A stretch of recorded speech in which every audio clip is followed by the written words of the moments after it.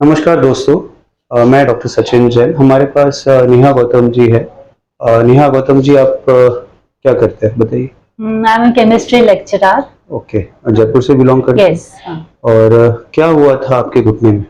Actually मैं ना road पे जा रही थी तो मेरे पे डॉग्स ने अटैक किया था, तो मैं नीचे गिर गई। तो उस टाइम तो मैं एक्चुअली खड़े होके वापस आ गई, बट आई फेल्ट कि यहाँ पे अनस्टेबिलिटी है नी में। और मतलब कॉन्फिडेंस लूज हो रहा था, बिकॉज कभी भी बैलेंस बिगड़ जाता था। तो उस वजह से फिर मेरे को दिखाना पड़ा यहाँ पे। तो फिर आपने मुझे दिखाया था। हाँ। और फिर हमने क्लिनिकली एग्जामिन किया था आपके घुटने को। हाँ, इन्होंने और एमआरआई सजेस्ट किया था। फिर एमआरआई हुआ। एमआरआई में क्या आया था? एसीएल लिगामेंट टियर कंप्लीट आया था। हम्म। तो फिर इन्होंने सर्जरी सजेस्ट फिर सर्जरी के पहले हमने क्या क्या डिस्कशन किए थे आपको कि क्या क्या आपको प्रॉब्लम्स है और हम क्या सोच रहे हैं कैसे ठीक करेंगे इसको? एक्चुअली इन्होंने ऐसे बताया कि जैसे विमेन में है ना, ये एसीएल लिगामेंट टियर बहुत ज्यादा चांसेस होते हैं।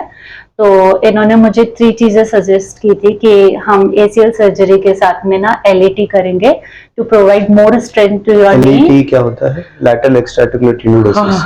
बट उसमें हमारा जो थिंकिंग था, इनका जैसे नी है वो हाइपर एक्सटेंशन है। अगर ये आप नॉर्मल नहीं देखेंगे तो ये आपका 20 डिग्री एक्सटेंशन से ज्यादा जा रहा है, तो वीमेंस में वो ज्यादा होता है। तो ऐसे केसेस में हाइपर एक्सटेंशन और जिसका नॉच, जो इंटरकॉन्डलर नॉच है, अगर वो छोटा हो जाए तो उसमें एसीएल के टेयर के चांसेस बहुत ज्यादा होते हैं। नॉर्मल कोई भी गिर जाए, किसी को भी लग जाए, आदमी को इतना टेयर नहीं होगा, पर लेडीज में ये ज्यादा हो जाता है। तो एलईटी क्या करता है, ऐसे केसेस में इंस्टेबिलिटी को प्रिवेंट करता है। तो जब भी आपका आगे 6 मंथ्स बाद जब पूरी रिकवरी हो जाएगी, तो आपका घुटना जब आपका घूमेगा या कभी हो जाएगा, तो सबसे पहला प्रेशर जो होगा वो डायरेक्ट एसीएल पे नहीं आएगा, वो एलईटी पे आएगा। एलईटी जो है वो 30% प्रेशर को सोक करेगा। इनकेस प्रेशर बहुत ही ज्यादा है तो पहले एलईटी फटेगा, फिर एसीएल फटेगा। सो एलईटी जो है वो फेलियर के चांसेस या रिवीजन के चांसेस 30% कम कर सकता है एसीएल के बाद। तो ये फाइबर टेप से बहुत बढ़िया है। फाइबर टेप जो है वो अननेचुरल मेथड है, जिसमें हम आपको एक टेप अंदर लिगामेंट के साथ बांधते हैं और वो इन्फ्लेमेशन या इन्फेक्शन के चांसेस रखता है, और बहुत सारे पेशेंट्स को भी रहे। LET is completely natural. आप ही की बॉडी का आईटी बैंड होता है, जो हम उसको वापस से उस जगह पे लगा देते हैं। तो it is definitely good. So after the surgery, in the surgery operation आपने पूरा देखा? हाँ, I experienced my surgery actually, and I saw him doing that surgery and he was doing very well. तो आपको सब समझ आ रही थी, और मैं आपसे बात भी कर रहा था कि भाई ये ऑपरेशन में आपका ये देखो, ये है आपका नॉच छोटा है, हमने नॉच को भी बड़ा कर दिया। आपका एसीएल है, हमने एसीएल को नया लगा दिया। एलईडी तो खैर देख नहीं पाओगे क्योंकि साइड में था, तो वो हमने कर लिया। उसके बाद में सर्जरी के बाद next day, how was the operation feedback and how did you experience? Definitely pain is going to be there. It was pain, it was really painful, but then day by day when time passed na, then it was normal. Today is what post-op day? So 15th day, and I'm able to bend my knee. आप दिखा सकते हैं एक बार? You see, I can do 90 degree also. तो आपका ये 90 degree bend है, इसको सीधा करिए। Which was not the situation on the first day, and now ये दिख रहा है आपको इसमें?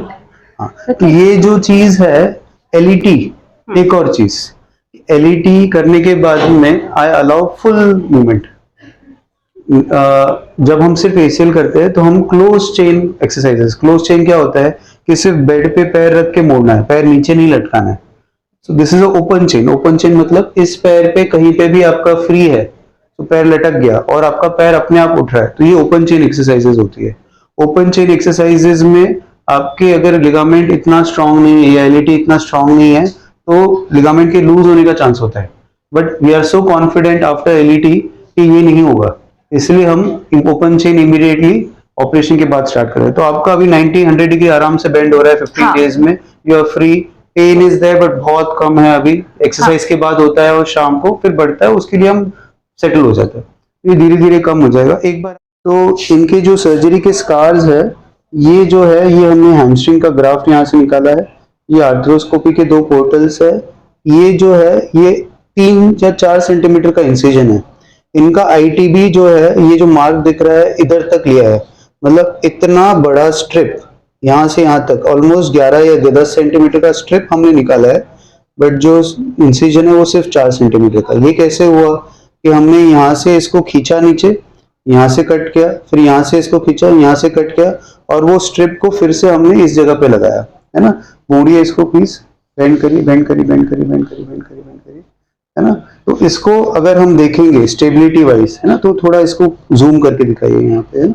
तो ये देखिए ना, मैं इसको खींच रहा हूँ पूरी ताकत लगा के, है ना, बिल्कुल हिल नहीं रहा है, मतलब रॉक सॉलिड। इससे ज्यादा रॉक सॉलिड कुछ हो नहीं सकता। अगर नॉर्मल इंस्टेबिलिटी भी जिसकी होती है वो थोड़ा सा मूव करता है, पर ये थोड़ा भी मूव नहीं कर रहा है। सो इसका जो इफेक्ट है, आई am very happy with the strength of this ligament. अब वही है कि मसल्स को जो स्ट्रेंथ टाइम के साथ जब आएगी वो ठीक हो जाएगा। एक सेकंड, इसको ले ऊपर ले सकता हूँ ना, आप इसको देखिएगा, ये वाले पीछे से दिखाइए, है ना। तो ये पैर जो है ये हाइपर एक्सटेंशन है, देखो ये 0 है और आपका पैर ऊपर आ रहा है ऑलमोस्ट 20 डिग्री। तो ये ACL को फाड़ने की कोशिश करेगा, तो इनके दूसरे पैर में भी रिस्क है, तो ध्यान तो रखना पड़ेगा, है ना। अब अगर मैं धीरे से करूंगा, है ना, आराम से इसको करूंगा, तो ये सिर्फ 10 डिग्री जा रहा है, 5 डिग्री, है ना, इससे ऊपर ये जा भी नहीं रहा है। तो ये चीज होती है LED के बाद, है ना। आपके जो पेशेंट्स, आपके तरह के कोई पेशेंट्स होंगे जिनको ये इश्यूज है, ACL टेयर है, और जो डिले कर रहे हैं या प्रोलॉन्ग कर रहे हैं, एक जो डर है ना, कि भाई फियर है, क्या होगा, कैसे होगा, कैसे करेंगे, आप कुछ मैसेज देना चाहेंगे? अगर ACL टीयर है तो मेरे ख्याल से अकॉर्डिंग टू डॉक्टर्स आपको हैंड टू हैंड ही आपको करवा लेना चाहिए आफ्टर एडिमा, वरना as soon as you increase the duration, आपका ये जो इसका इफेक्ट है सर्जरी का, वो अकॉर्डिंग टू डॉक्टर्स कम हो जाता है। मोरओवर आप जितना टाइम लेंगे अपने आप को सेटल करने में, आपका फियर बढ़ता जाएगा। और मेरे ख्याल से ये सिर्फ 1 मंथ का प्रॉब्लम है, 1 मंथ में भी 15 डेज में से भी 7 डेज का प्रॉब्लम है।